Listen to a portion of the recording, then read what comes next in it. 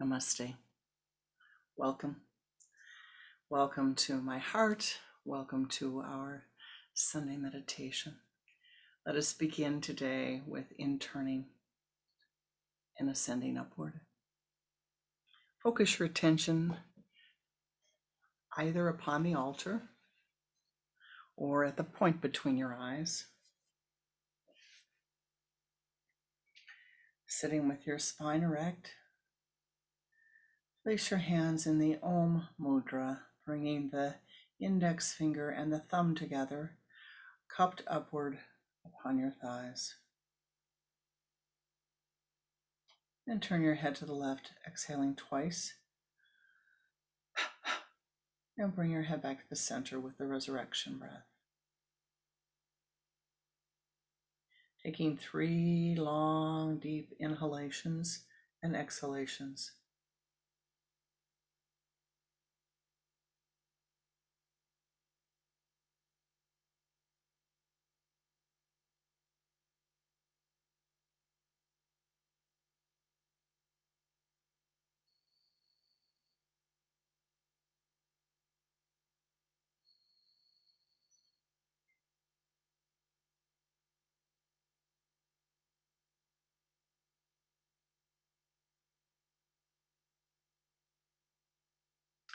Now I'd like you to use the Shiva Mudra. Take the hand, the first 2 fingers down towards the palm of the hand. The small finger, the ring finger is over the small finger like this, and the thumb is extended.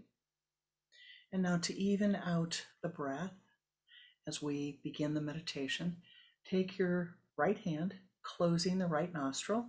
Inhale through the left. Close the left. Exhale through the right. Inhale through the right. Close the right nostril. Exhale through the left.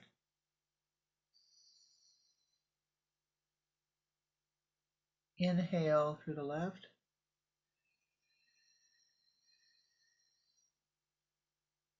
Exhale through the right. Inhale through the right. And now taking your hand down, exhale through both nostrils.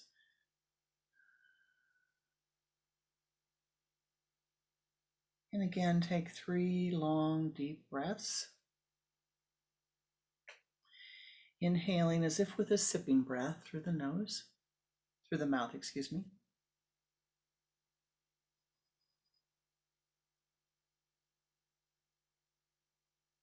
And exhaling twice. Again, inhale.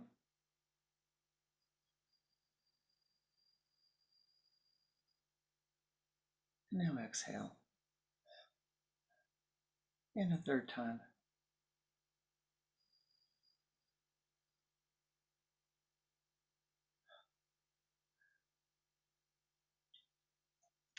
Now, just feeling the body relaxed, the mind relaxed. Feel all the relaxation and the ease.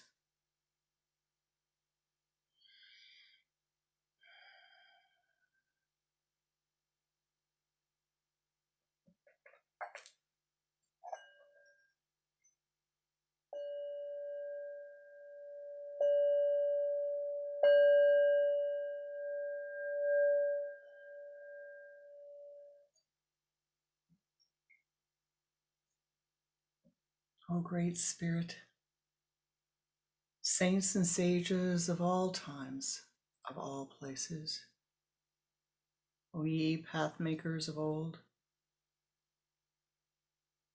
most beloved Lord of life, in all of thy names, in all of thy forms, the past, the present, the future.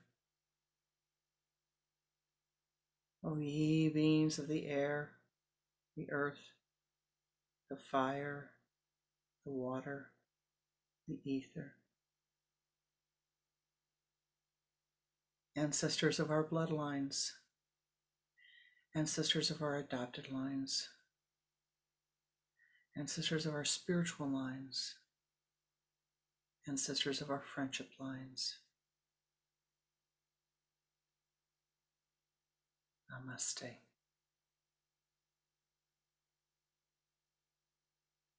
We call forth your blessings today. We call forth your blessings that you will be with us, that you will clear our paths, that you will help us to lift, to ascend, to clear our path. Om Namo Namo Namo Namo Namo Namo Namo Namo Namo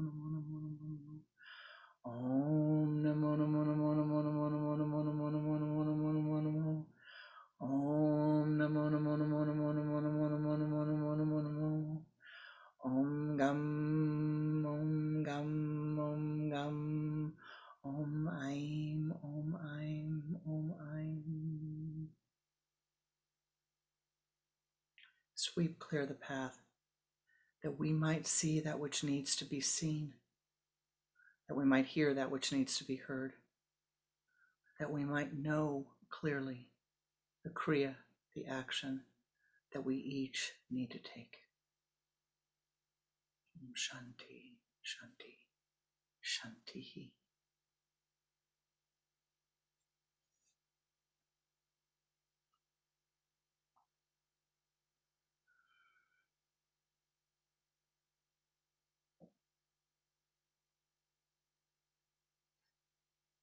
Now,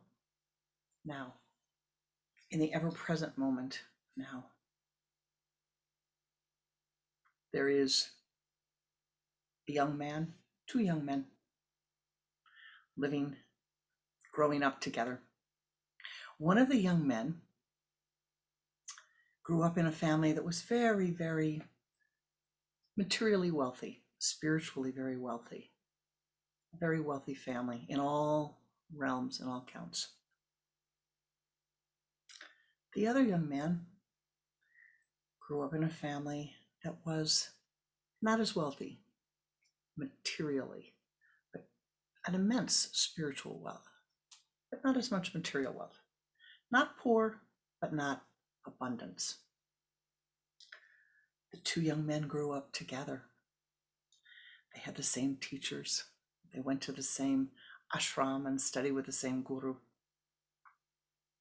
In time, they grew into manhood. In time, their teacher blessed them and said, you may start your own ashram and accept your own disciples and students. And so they did. They did. They went off to do this, and they went off to, how should I say, build ashrams side by side, right next to each other. Not exactly, a little bit of ways from each other. So you go to the wealthy guru's ashram, and it is beautiful, just beautiful. Oh, the murtis were gorgeous, beautiful, detailed murtis, marble floors as you come in, and the most incredible, just incredible entryway, just carved wood all the way up to the top and carved wood all the way down to the bottom, just beautiful. Every corner had flowers and statues. It was just a wonderful place, and the gardens were just abundant with flowers. It's quite a pleasant place to go to. And next door was the ashram of the not so wealthy guru. And his ashram was very plain, but not plain in the beautiful aesthetic, but plain, more in the little harsh. No murtis, dirt floors, no marble, nothing carved. So every day, this guru, who lived in the plain place, he would come in and he would teach his disciples, and everything he taught them was, you must give up, you must give up. Don't be like that guy next door. Don't be like that. You can't have a soft bed to sleep on. You shouldn't have an abundance of food. You shouldn't have all these beautiful things in life. No, no, no, no, no.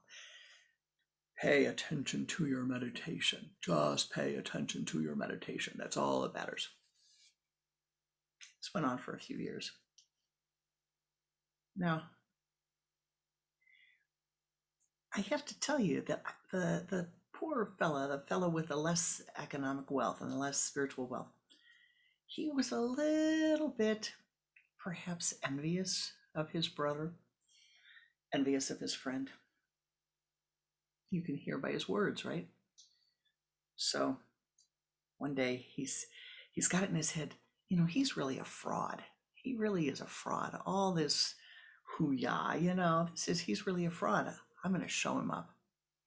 So he meets him outside, and they're along the path, runs into him just on the street. Says, well, hello, how are you? How are you doing today? Namaste, I'm doing well, thank you. And you? Good, good, good. Hey, I was thinking we should go on a pilgrimage together. Sounds excellent to me. All right, now, the little yogi, the little poor guru, if you will, if there is such a thing, the stricter guru. He says he's ready to go on a pilgrimage with me. Well, I'm going to see. We'll test him. Well, I think we should go now. I think we should leave right this minute. We should go on a pilgrimage, just leave, and we'll go explore all the spiritual places around here. Sounds good to me. Now is just as good a time as any. Off they go, walking down the road. And the strict little guru is thinking, what's with this guy? He's just walking away from everything. He's, how can this be? He's going to fool me. He's just walking. And this is not right. And they go, half a mile down the road, no talking. They're each thinking about the other one. And they come to a big tree. And the aesthetic yogi says, stop. I'm sorry. We have to stop. Okay? Sure. I'll be right back. Here, you can sit under this tree. So, the Jupiterian yogi sits under the tree, begins to meditate. 5 minutes, 10 minutes, 15 minutes, 20 minutes.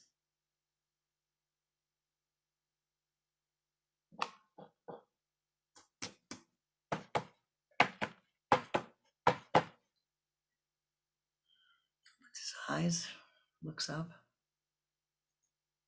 and he sees the aesthetic yogi standing in front of him.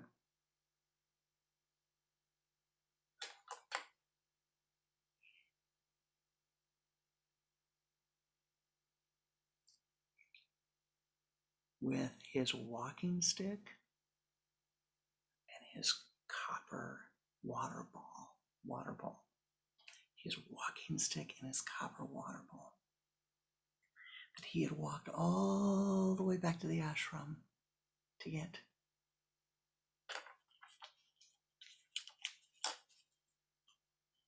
And the Jupiterian yogi looks up at him and says, the Jupiterian guru looks up at him and says, well, my brother,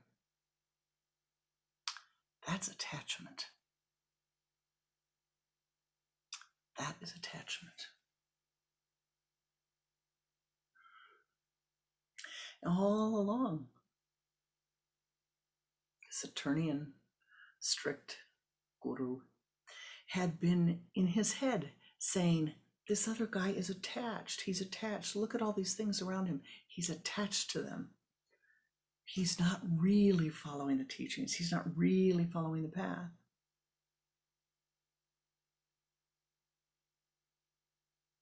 And in trying to prove to the other how lacking he was. He showed himself his own mind, for he could not leave on the pilgrimage without a walking stick, his walking stick, and his copper bowl. Yeah. You and I know as well as anything that you can pick up a walking stick along the way. And walking along the road, you often come into particular sticks that you can use to walk long paths with. There are many things you can use, including your hands, to cup and to drink forth the water from.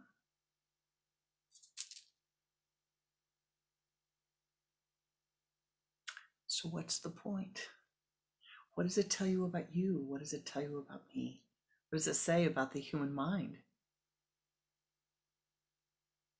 That even those who are spiritually quite advanced, or think they are, even you who are spiritually advanced, you need to watch what rises in your mind. You need to watch that which you are attached to. Now, you might say, I would never go back and get the walking stick. I would never go back and get the copper bowl. Maybe you don't have a walking stick. Maybe you don't have a copper bowl, so you wouldn't go back and get them. But what do you have? What is it that you are attached to? Now, these are things, but thoughts are things. What thoughts are you attached to that you can't let go of? What thoughts are you attached to that you don't have any way to even see that they are confining you, to even see that they are stopping you from going upon a pilgrimage to enlightenment? Your pilgrimage, your path, your spiritual life is your life. Your pilgrimage to enlightenment.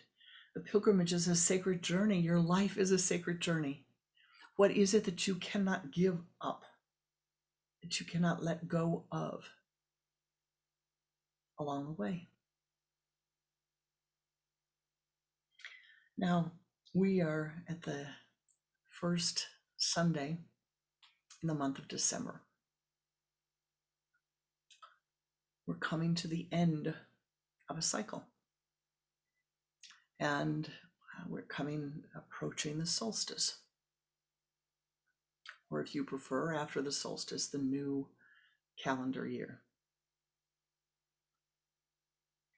Now is the time to begin to reflect.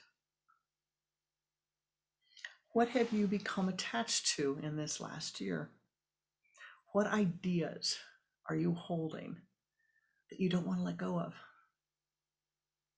How has the past year been for you? Are you feeling more uplifted? Are you feeling more positive? Are you feeling less positive? How are you feeling? If you look back on this year, how would you assess the year?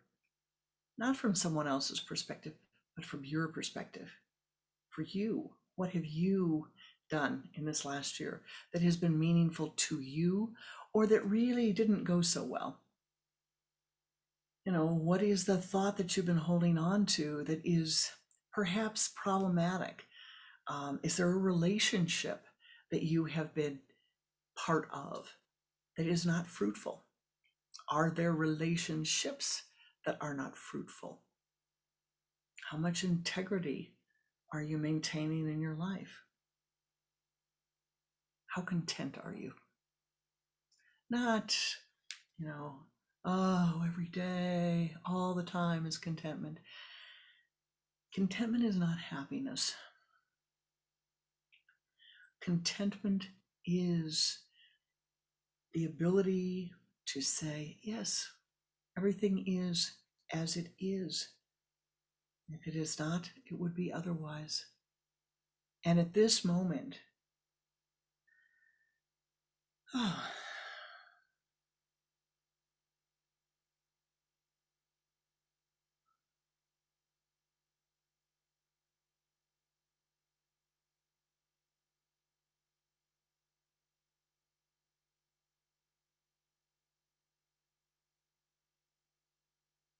Oh, that's a nice way to have some instant contentment. Close your eyes and turn here, turn upward, ascend upward, and find contentment. Find acceptance. And from that place of contentment, of acceptance, make your decisions, make your assessment, perform your tarka. Use all the skills that you have, all the skills that you have developed, that you have honed, that you have refined over all these years of your life, all these breaths of your life. Use them to discern what is the next course of action. What do you need to be doing? Now, when I say use all of your skills, I should refine that. All of those skills that you have garnered that are helpful to you. The self-criticism skill, which many of you have refined quite nicely, take that neti, put it in the cupboard. You don't need that. The violence, verbal, physical, emotional, you don't need that. The anger, yeah, you can take that and put that away. The lack of self-assurance, you can take that and put that away too. What you need to keep out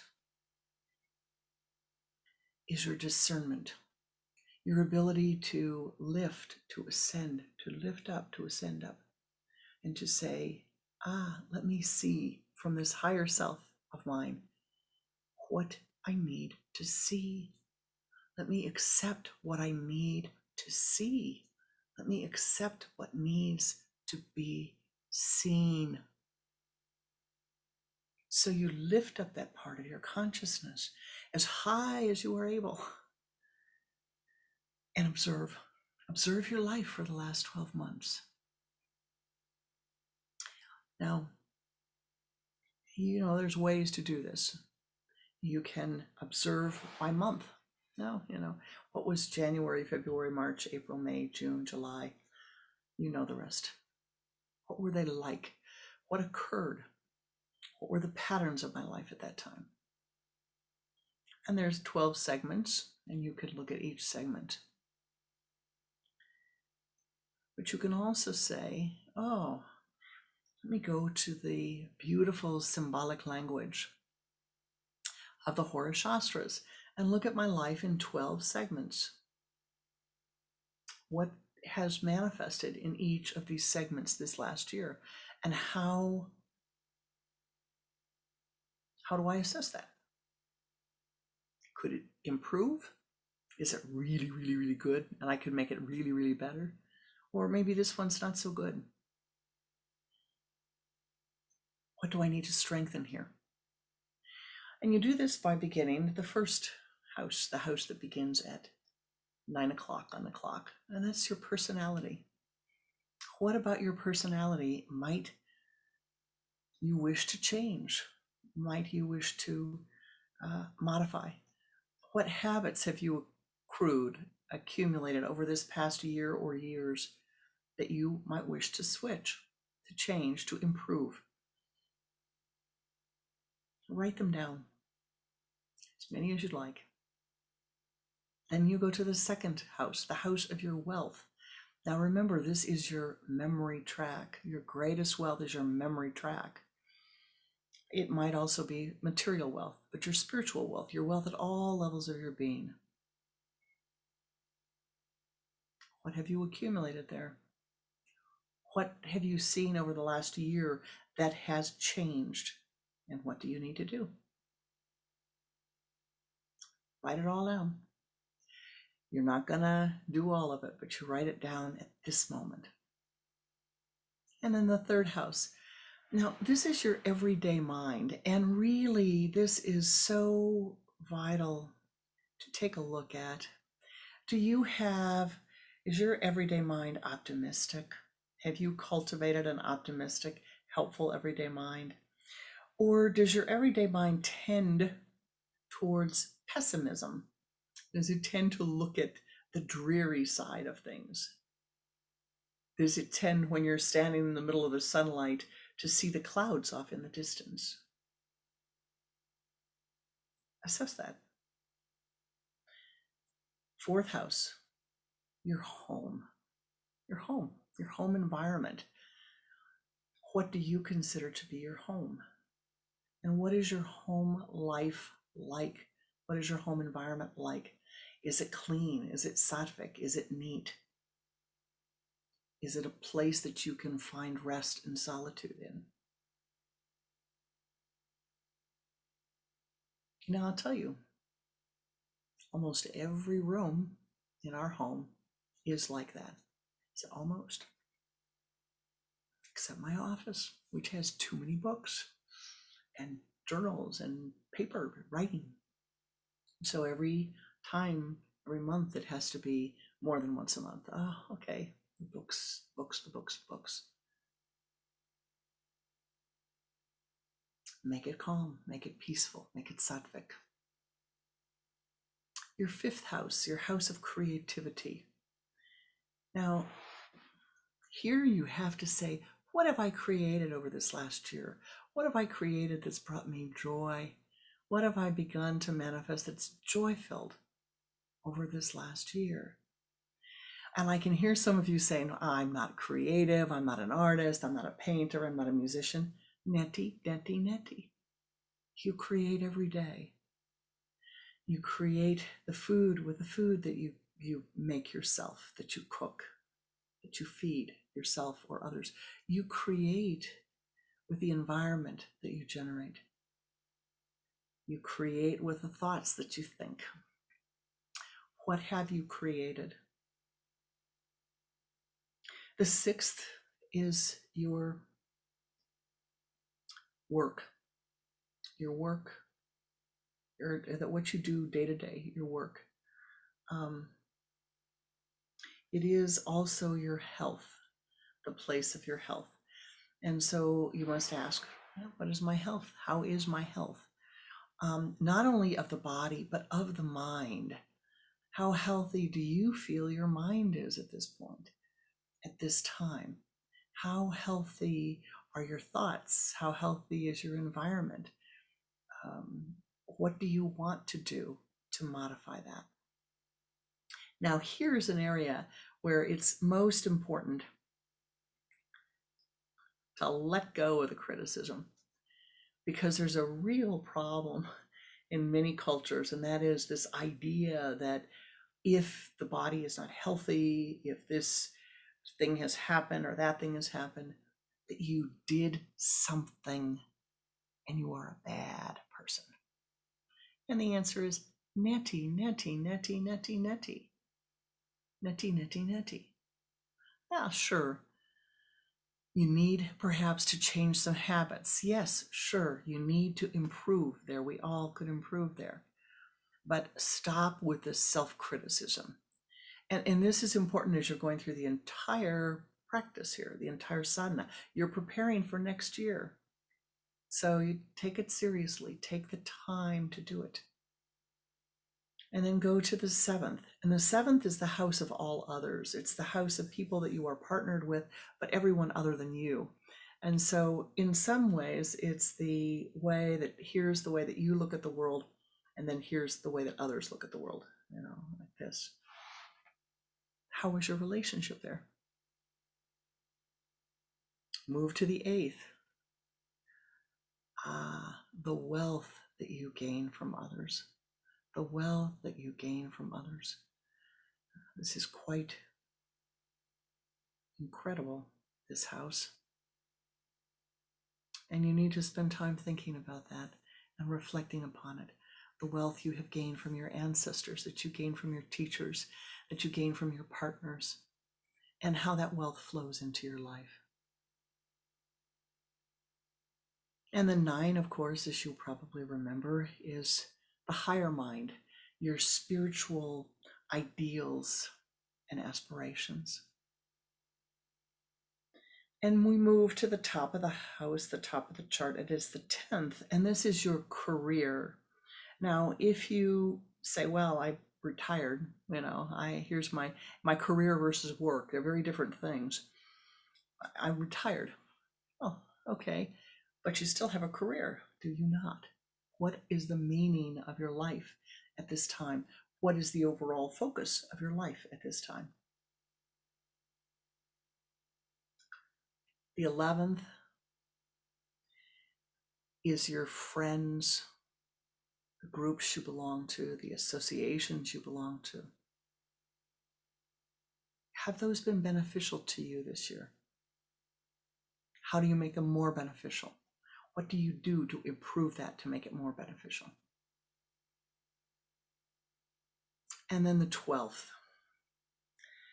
And the 12th is really, for this purpose, it's looking at your life and saying, how do I help myself? And how do I hinder myself? What do I do that is of help? What do I do that is of hindrance? What do I think? What do I say that is helping and that is hindering? This is also considered to be, in this mystical language, the house of past life karma. So all of the good karma of the past comes from this location. But there are ways that our personalities, that each of us benefit ourselves and that each of us harm ourselves. So here, you've gone through, you have each of these houses, you've made your list, you've got the paper in front of you. And I'm very serious about writing it down. Write it down much as you want in each thing. And then eliminate in every single house, eliminate down to 3. And if you say you don't have anything in one house, fine, let it go. Order those 3, prioritize for each house. And then choose 1. Yeah, that still leaves you 12. That's an awful lot of changes to make. 12 is too many. Look to see if there's any relationship.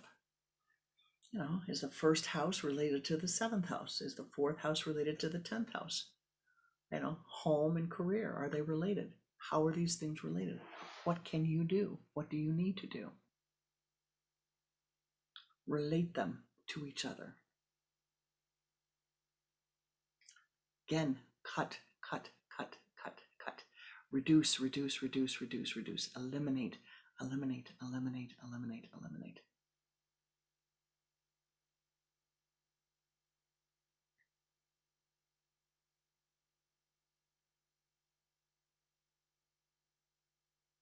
Till you get to 1.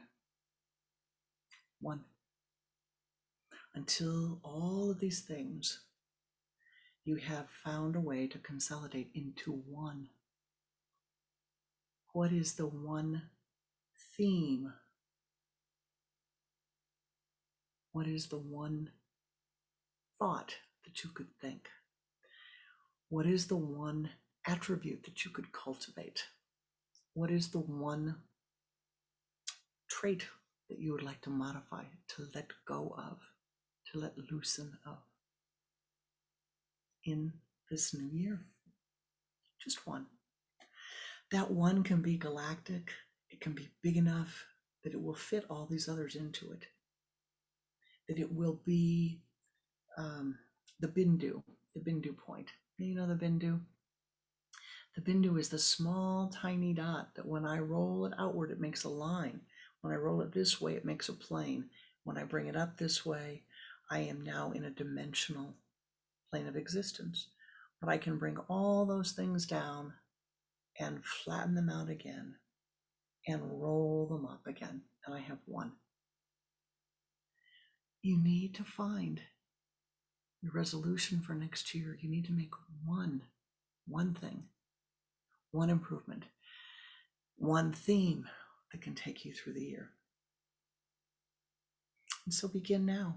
We will begin now to do this. You have the skills to do it. You have discernment. You have meditation. You have all of your self-awareness, all the degrees of self-awareness that you need to do this.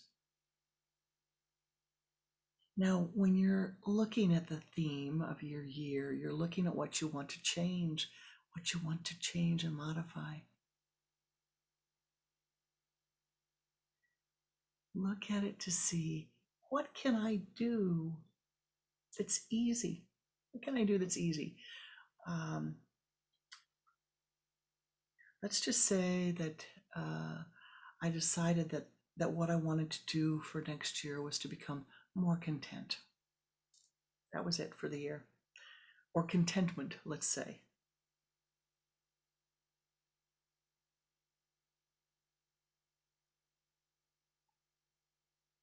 And I discover that reading the newspaper every morning is not conducive to contentment.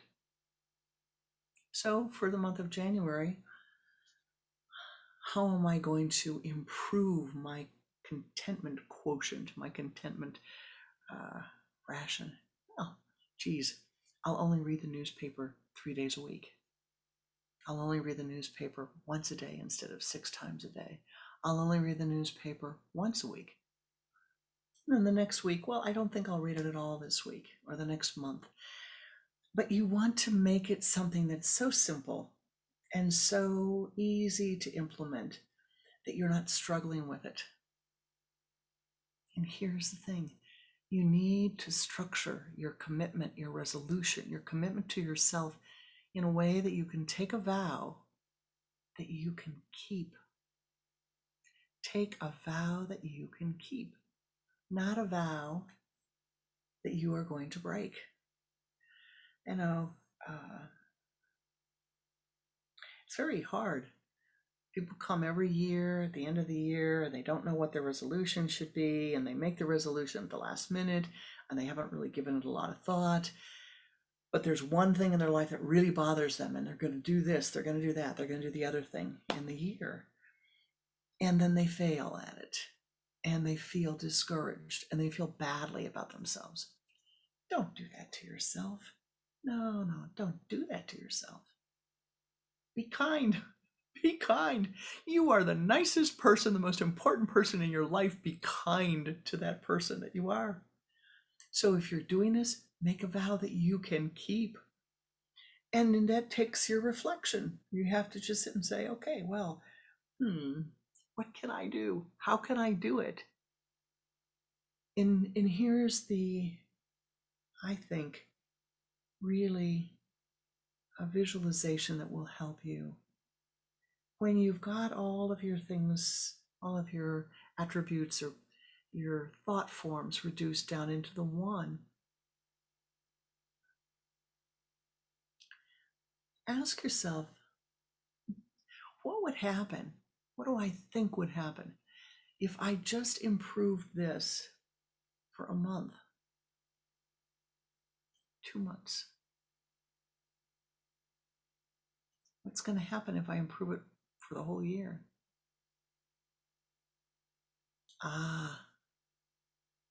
What's going to happen if I change this for the rest of my lifetime?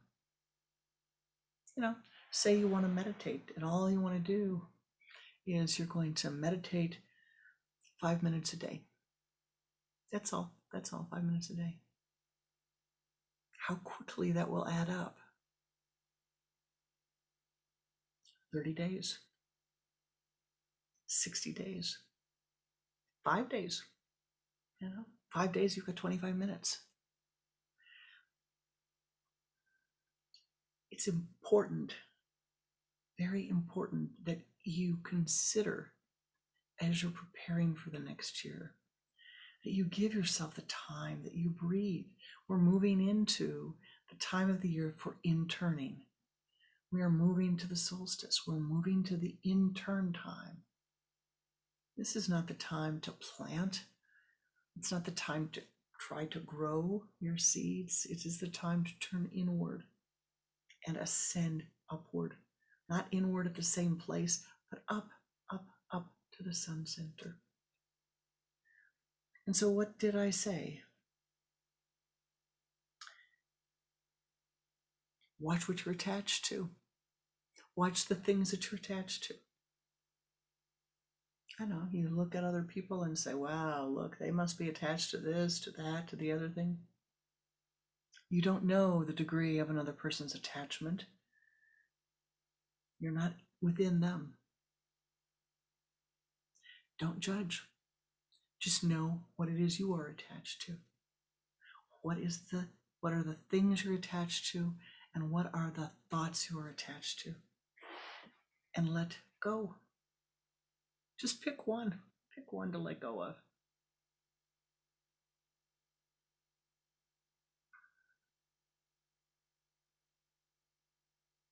We can be attached to the funniest things.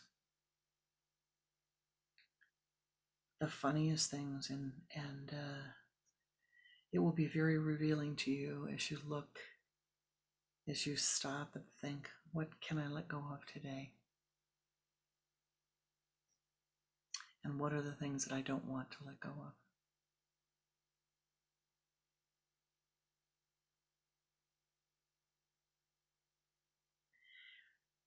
Thoughts are things. Thoughts are things.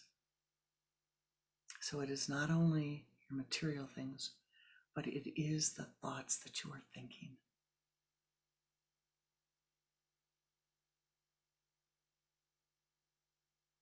And I would say that perhaps you might carefully observe the thoughts that rise in your mind. How often does self-criticism arise? How often do you say negative things about yourself? How often do you say, I can't do this, I can't do that? I was with my voice teacher the other day, and I said, well, I have a problem with this. She said, really? And I said, no. I need to strengthen this. That's better. That's better. She said, I need to strengthen this. Not, I have a problem with it, and I need to improve that. This is an area I want to work on to improve. And even with all the practice, you may find that there will be a moment where you will speak and you will be critical and you will not be aware of it. Correct it. Now we're going to close our time together with a meditation to help you, to help us as we move into this time of the solstice. And in the next few weeks, our meditations together will be about what we can do to vivify this deep reflection, this reflection that comes once a year. What can you do to prepare yourself? And as you're thinking about this, be sure that you remember, what do you need to let go of? What do you need to clean out in order to allow the new to flourish, to be there, to be present? It will make a huge difference in your life. This simple practice, it sounds complicated, but don't forget, you need to start out by writing whatever rises in your mind. Here's the things in each of these segments. My personality, my wealth, my everyday mind, my home, my creativity, my relationship with others, the wealth from others, my values, my career, my friends and associates, and the way I help myself and the way I hinder myself. Right? You need to let whatever rises from the unconscious mind arise, and then you can cull it. Then you can hone it down. Then you can bring it down to the single pointedness. And have fun doing it. Have fun doing it. Think, oh, this is great. I'm preparing. I'm finally taking the time to prepare for the next year, for the next cycle, so that I know what to do in that time, in that cycle.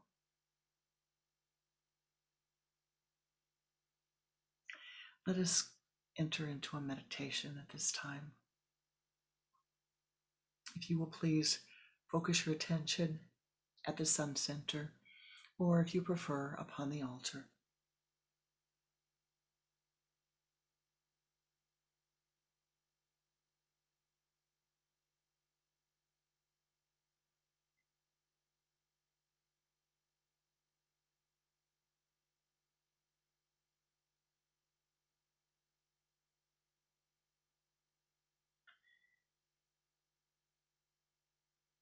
Turn your head to the left with a double exhalation.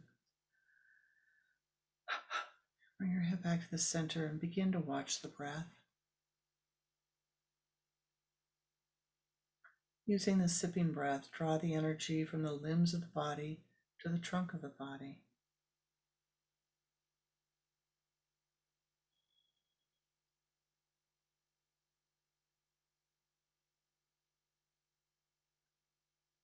Again, with the sipping breath, draw the energy from the trunk of the body to the spinal column.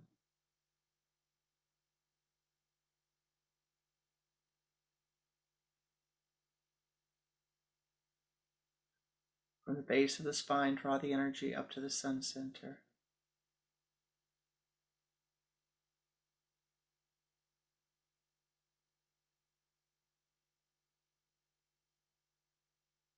Now move that energy as a golden ball of light out in front of you. Sweep around to the left, behind you, to the right, and in front again. And do this 2 more times. Expand that golden ball of light. And now ascend upward. Ascend as high as you are able. Ascending to the high place.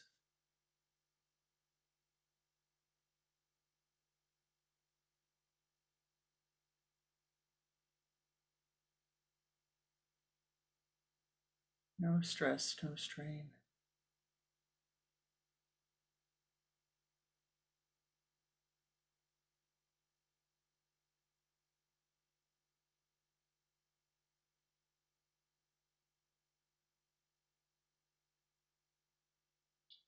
Finding yourself at the high place.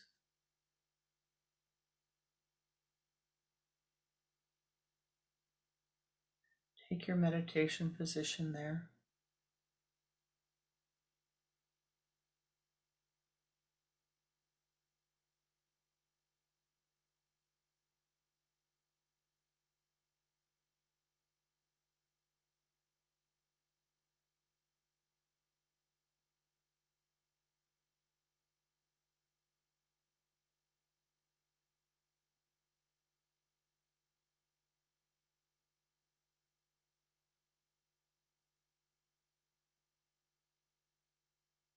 Now simply begin to watch your breath.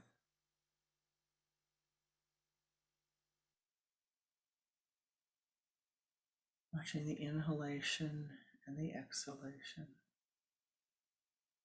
Letting the breath breathe itself.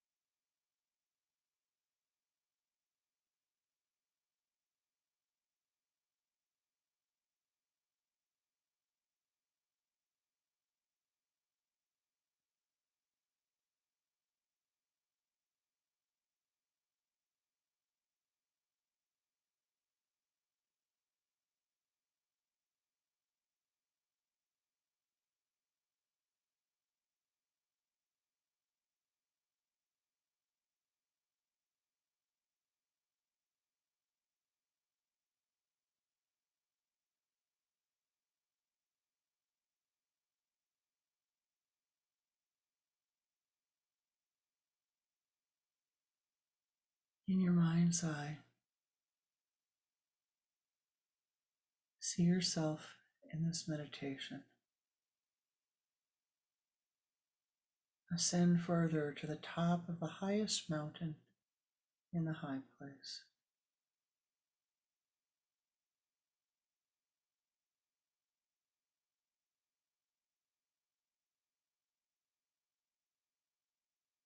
As you ascend, you realize you have reached a sacred point.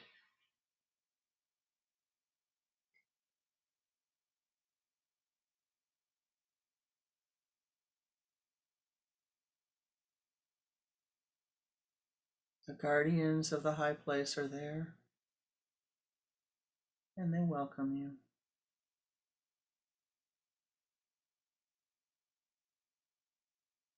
The celestial scribe is there for you, and you are welcomed.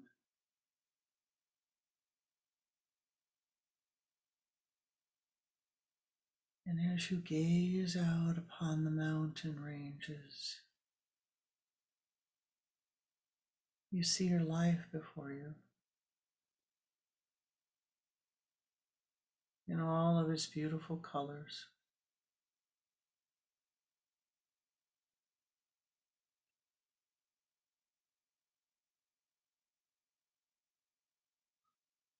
The light of the sun and moon pour down upon your crown center,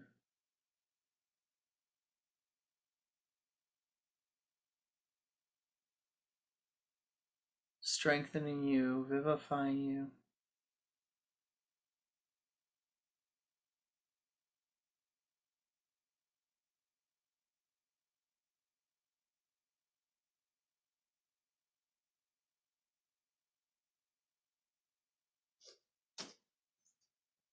That you might see, that you might remember, that you might discern that which is needed.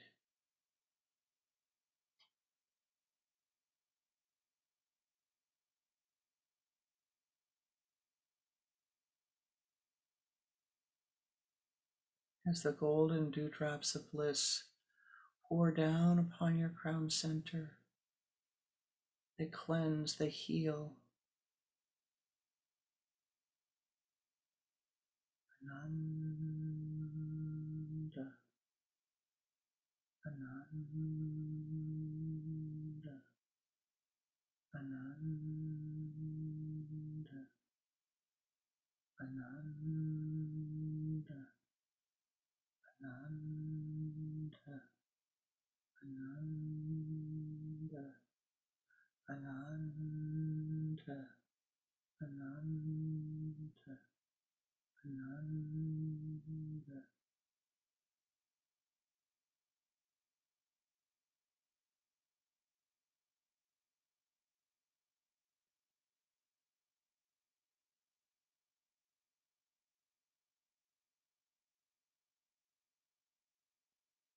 And know as you begin your sadhana for this year end, that you can ascend to the high place, and the sacred scribe will help you to write, to discern, to see what needs to be seen, to hear what needs to be heard.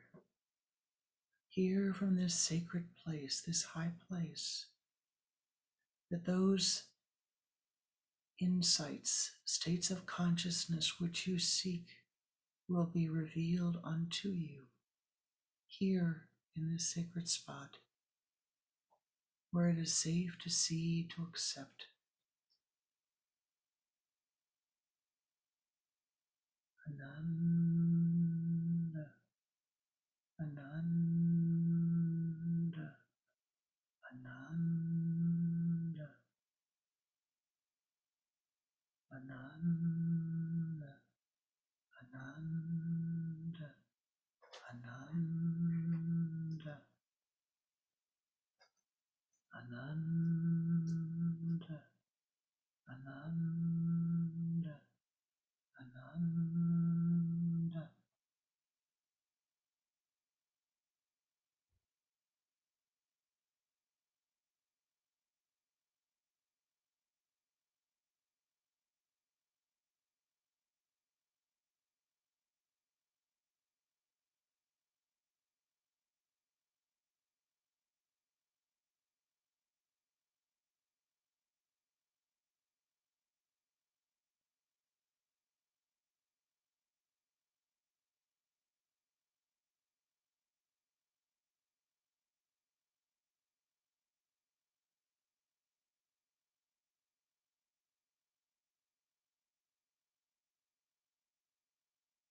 Be thou blessed. Be thou blessed with insights, with strength, with courage, with vitality. Be thou blessed with concentration, with awareness, with detachment. Know that that which you need will come to you. Accept that which is arising in the mind. Judge it not, see it, let it go.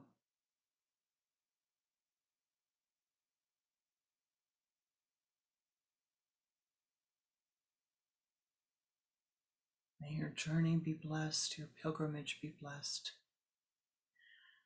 your walk through the next part of your incarnation, through this ever-present now. May it be blessed.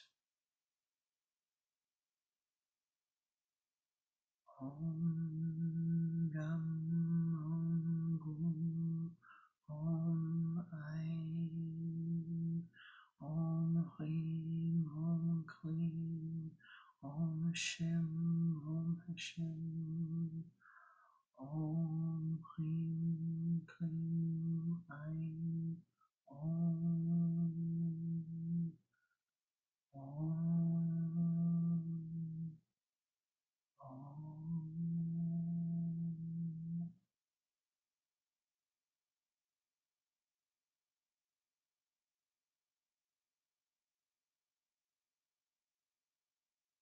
When you are ready, leave the highest mountain, knowing that you can return here again and again and again. You will return again and again.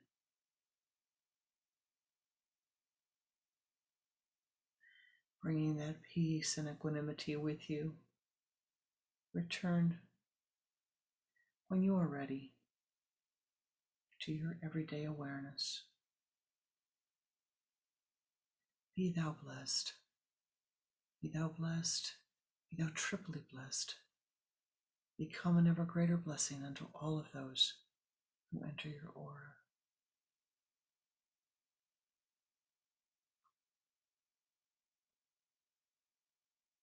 I thank you for the blessings of your presence, for your beautiful, beautiful vibration, for your yoga city, for sharing this special meditation together.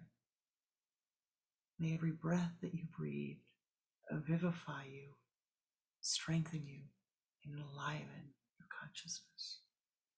Namaste. Namaskar.